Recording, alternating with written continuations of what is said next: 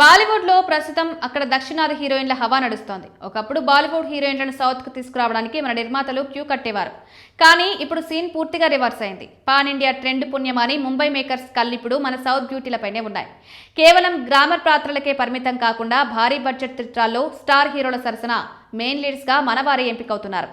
ఉత్తరాది ఆడియన్స్ లో మన హీరోయిన్లకు పెరిగిన క్రేజ్ వాళ్ళ అద్భుతమైన నటన వల్లే అక్కడి దర్శక నిర్మాతలు దక్షిణాది భామలకు రెడ్ కార్పెట్ వేసి మరీ ఆహ్వానిస్తున్నారు.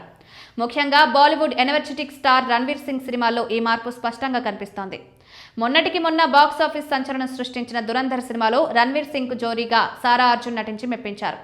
ఇప్పుడు నెక్స్ట్ చేయబోయే ప్రతిష్టాత్మక చిత్రం ప్రళయ్లో కూడా సౌత్ హీరోయిన్ల సందడే ఎక్కువగా ఉంది.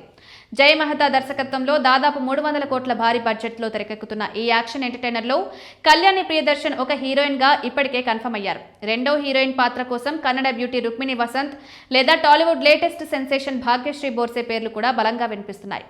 ఈ సినిమాలో ఇద్దరు హీరోయిన్లు సౌత్ అమ్మాయిలే కావడం విశేషం. మరోవైపు లేడీ పవర్ స్టార్ గా గుర్తింపు తెచ్చుకున్న సాయి పల్లవి, మహానటి కీర్తి సురేష్ లాంటి అగ్ర హీరోయిన్లు కూడా బాలీవుడ్ లో చక్రం తిప్పుతున్నారు.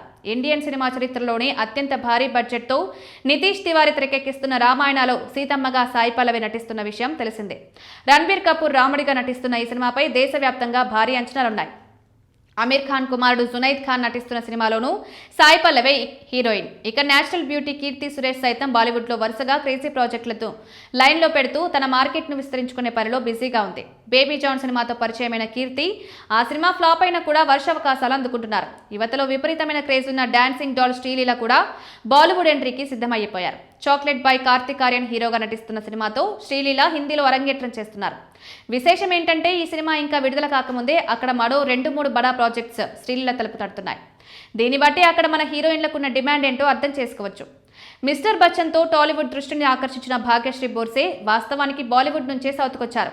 కానీ ఇప్పుడు ఇక్కడ వచ్చిన క్రేజీతో మళ్లీ హిందీలో వరుస అవకాశాలను దక్కించుకుంటూ రీఎంట్రీ ఇస్తున్నారు.